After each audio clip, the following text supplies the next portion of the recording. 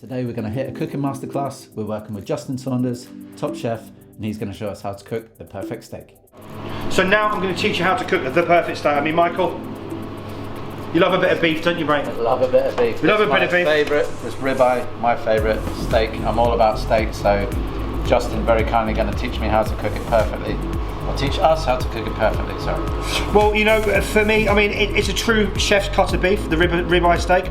That beautiful marbling inside there, that fat content, allows it when it's cooking to almost re-moisturise itself. So, this piece of meat is about 220, 230 grams. This has been dry aged. It's beautiful, beautiful flavour as it is. So sorry, chef, what does dry age mean? Well, dry aging means it is allowed to hang in a dry environment, which means it starts to lose a lot of its water content, which means because it's losing all its moisture, it's intensifying itself in its flavour. Which means that the flavour profile is a lot richer, it's a lot better, it's a lot meatier, it's a lot beefier. So obviously the perfect ribeye. So this here. So there again, I'm going to season lightly with a little bit of salt. Very, very lightly at the start, because what salt can do, as I explained to you before about osmosis, is what salt will do is salt will then now start with osmosis, start to bring the moisture to the surface, which you don't want to. So just season before going into the pan. A light sprinkling of pepper, again white pepper. Now, this piece of meat is going to be cooked from room temperature. You shouldn't ever cook a piece of meat directly from the fridge.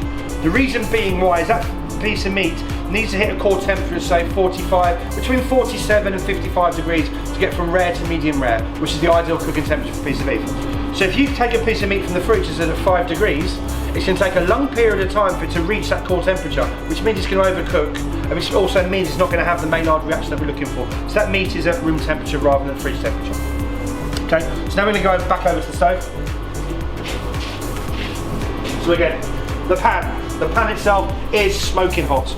Smoking hot. Now, I am a big believer, you could have the same garlic and thyme mixture we did with the chicken. I'm a big believer that I want to taste the piece of beef. Absolutely. So when I cook a steak, I keep it as the steak. I don't add anything to that pan. If I was going to do a casserole, which is a different cut of beef, then so it would be. But with this, no, absolutely not. So we rapeseed oil again? Rapeseed oil again. Yeah. Smoking hot pan. Again, same way. Can you hear that? Straight away. That's the song of the meat. So that piece of meat is now singing to me, as we discussed previously. So you want to leave that just for 30, 35 seconds or so. Right. The heat. If you can actually look in, if you want to zoom in here, like on the camera there, you can see the heat starting to disperse up the side here. Then I'm going to turn it over. You can see now the Maillard reaction. You see what it's supposed to do now. So there's the natural sugars releasing from the beef. And that there is all flavour. It's the perfect steak to cook on a barbecue or to cook on a grill. You have that marking on it. That's where flavour is. If you're doing it in a pan, because generally most households don't have a char grill, they don't have an indoor griddle pan as we do. This way is perfect. So again, 30 seconds on that side. But chef, a lot of people are scared about fat, aren't they? But isn't a lot of the flavour in the fat? Flavour is in the fat, but there's good fats and there's bad fats, as you well know through what you do. Yeah. Which I'll allow you to explain more, so I don't want to show you up. No, you keep doing what you do. Yeah, absolutely. So again, 30 seconds on that side, and again, back over. So again, another 30 seconds on that side. So generally you will go, 30 seconds flip, 30 seconds flip, and that's all that's doing is controlling it, because you're wanting a nice sear on the outside, but you want it to be a nice texture on the inside. That is the way you go forward. Right. Because you're trying to balance the cooking. If I leave it all on one side, it'll cook all the way up, but the raw on the other side. Right. So again. So keep turning it. Keep turning it. So I've done possibly 40 seconds, 40 seconds, 40 seconds, 40 seconds. So again, 40 seconds here now. So. And are there any telltale signs when it's ready, or is it just... Well, it's depending, it's down to your temperature, but I'll explain this in a minute here now. Yep. As we're resting in the process now. So now, because we've gone through, we talked about 5 rods and 5 grills now, what's happened now is now that meat is opened up with the heat. Right. So its juices are going to start to leak out. So now I'm going to take that out of the pan.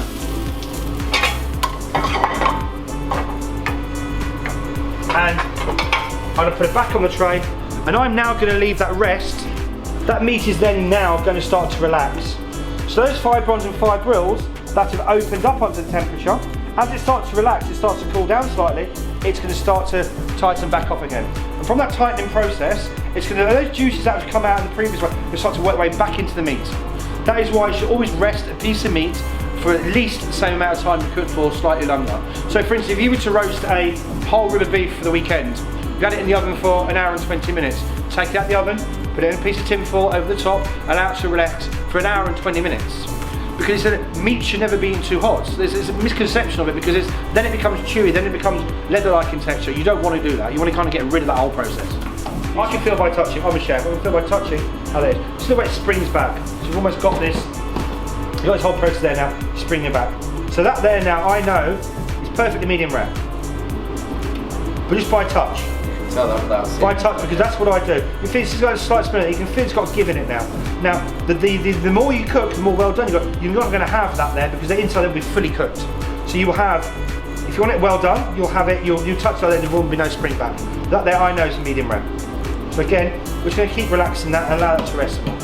So this piece of beef is now perfectly rested. It's been resting now for about 5 or 6 minutes. You can see that's what I'm going to do. I'm actually going to take a nice cut through here now, so you can see the dry section of it as it cuts through.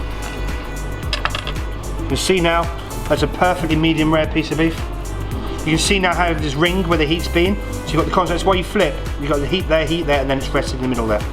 Beautiful piece of ribeye beef, guys. Thank you. Perfect. That was just well rested. Yeah. And you see, as I'm cutting it now, it's not bleeding.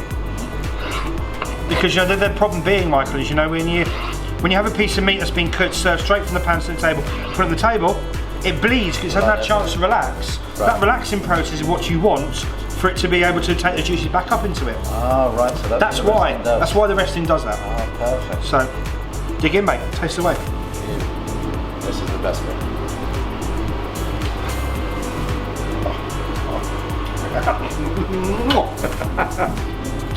It's beautiful. Très bien, chef. Très bien. Beautiful piece of meat, flavour-wise, perfectly cooked, perfectly rested. Oh yes. Yeah, you find that crunch you have on it. Mm. So that Maillard reacts with natural sugars. It's not going to do that without sugars. You get that crunch, then you get a lovely soft, giving piece of meat in the middle. So what Justin just taught me there, or taught us, is that most people look at a piece of steak, especially gym environment, fitness environment, we're just thinking about protein. As he explained there about the Maillard reaction. Maillard reaction. That's from the sugar content. So the sugar in the skin, in the beef, and as he said about the skin of the chicken, right, creates that crunch. Am I right? Am I following this right? Absolutely. Tastes beautiful. Looks beautiful. We're going to give some to the cameraman now. The cameraman is possibly drooling there now. His lens is about to start getting a bit grubby. So we'll leave you on that one, guys, and we'll come back to the chicken in a minute. So now hopefully we know how to cook the perfect steak. Please comment below, let me know how your steak came out, or if you've got any comments on how you would do it.